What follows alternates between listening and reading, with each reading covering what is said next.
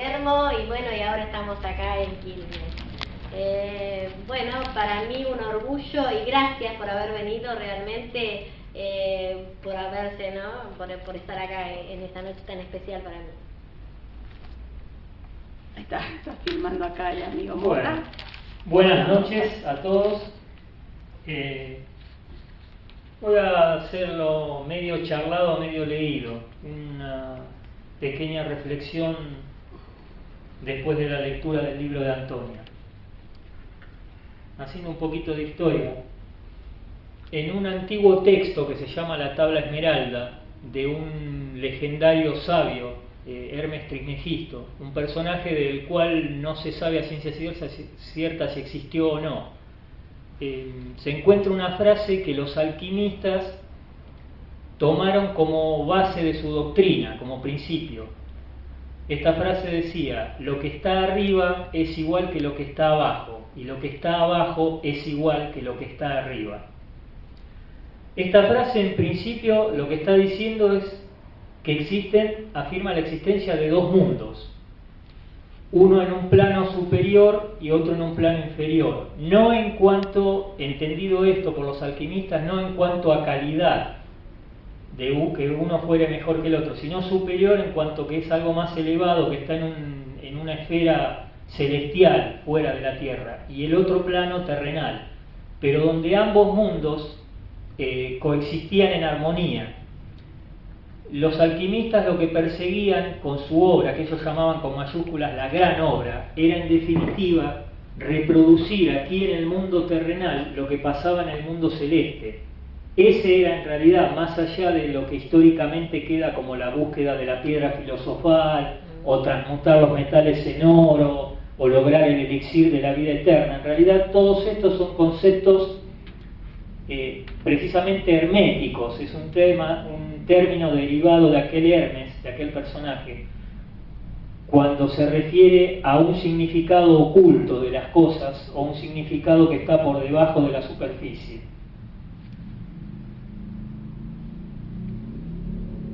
Cada vez que nos enfrentamos al desafío de transitar, analizar, recorrer, disfrutar una obra artística, sea de la índole que fuere, puede ser una pintura, una escultura, una puesta teatral, una película, la audición de una obra musical,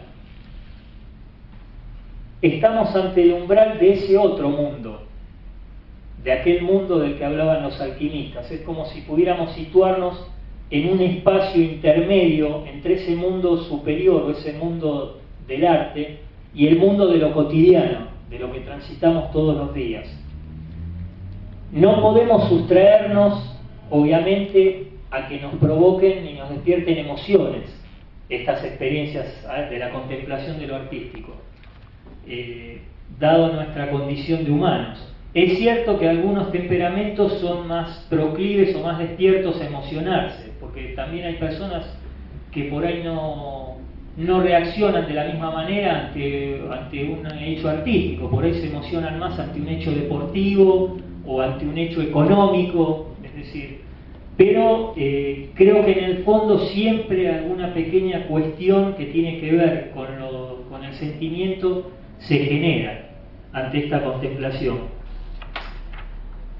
Y bueno, en definitiva, como los alquimistas, a veces sin saberlo o sin tener conciencia total de esto o sin proponérnoslo, como los alquimistas nos situamos en ese espacio que media entre el mundo terrenal y el mundo celestial.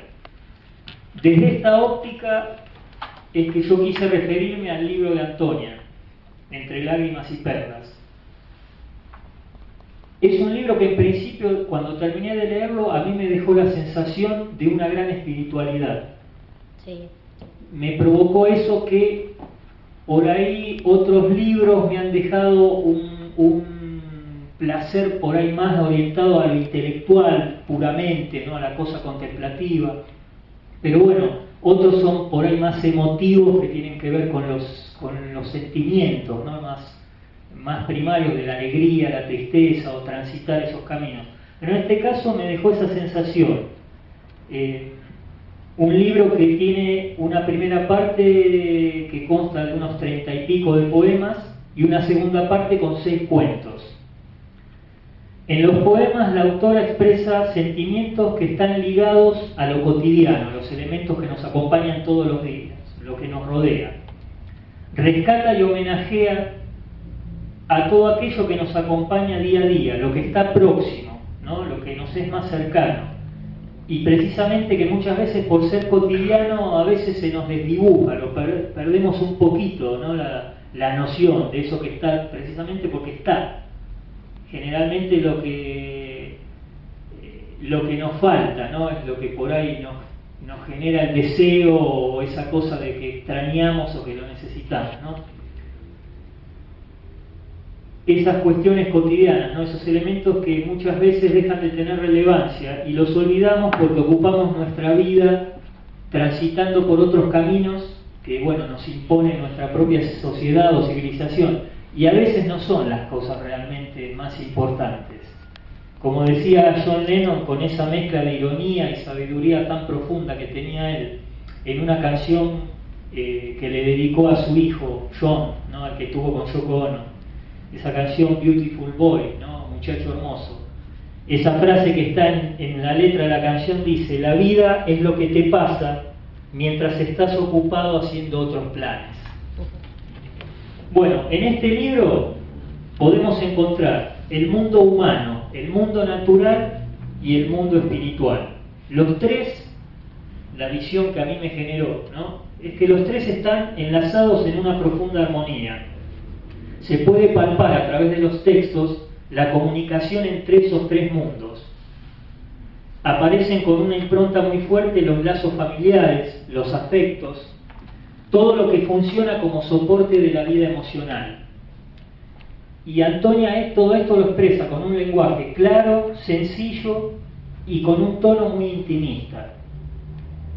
Es una poesía que no es estridente ni sentenciosa, no alza la voz, no pretende imponer criterios, simplemente muestra lo que quiere mostrar, lo que tiene deseos de mostrar, y expresa lo que quiere expresar.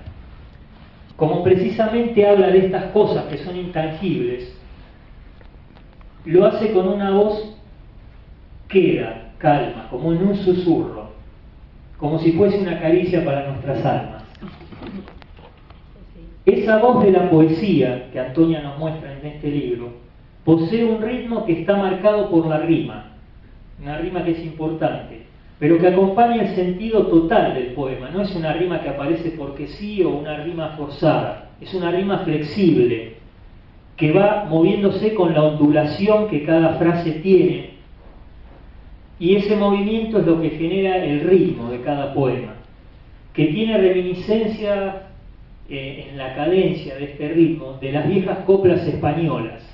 ¿Acaso puede ser por herencia familiar, ¿no? Por los ancestros que llaman, por la sangre? Sí. Eso en cuanto a la poesía. En cuanto a los cuentos, el mismo clima de espiritualidad, de elevación por sobre lo común, se mantiene también.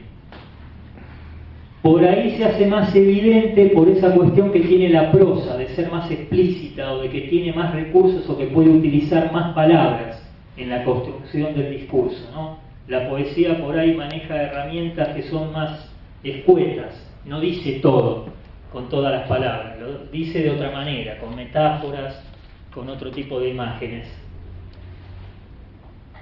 En estos cuentos la autora se maneja con un lenguaje realista, pero todos los cuentos aparecen atravesados constantemente por un conjunto de elementos o situaciones fantásticas, de cuestiones que salen de la esfera de lo real concreto de todos los días.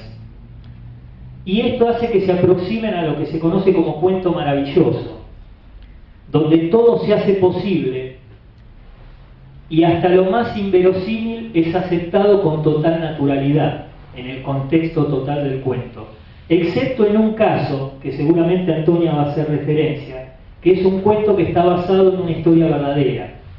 En ese cuento sí es más realista todo el tono, en los otros no. Se relacionan a su vez estos cuentos con lo que son las viejas fábulas, porque al final siempre nos dejan una conclusión, como a modo de moraleja o de reflexión. Todos estos cuentos tienen un mensaje esperanzador, conciliador, un mensaje luminoso. Y me hicieron recordar, por el tono y por esta cuestión, ¿no?, del final con un mensaje de esperanza, o que nos habla de una posibilidad posterior al fin en sí del cuento, el volumen de cuentos de Oscar Wilde titulado El Príncipe Feliz, donde está este cuento, donde está el ruiseñor y la rosa, el gigante egoísta. A mí me hizo recordar mucho esos cuentos, que se relacionan incluso, si se quiere, con algunas características del cuento infantil, ¿no?, donde lo maravilloso está siempre presente. En estos cuentos donde más allá de las situaciones tristes o trágicas, subyace siempre una luz de esperanza. Tal vez sea la misma luz de esperanza que Antonia vislumbra, a través de sus poemas y de sus cuentos, en el espíritu del hombre. Tal vez porque sabe que detrás de todo lo visible y lo tangible hay un universo de cosas que no se pueden comprar ni vender, no se pueden medir o limitar o catalogar, y que son, en definitiva, las cosas que merecen la pena de ser vividas. Los afectos.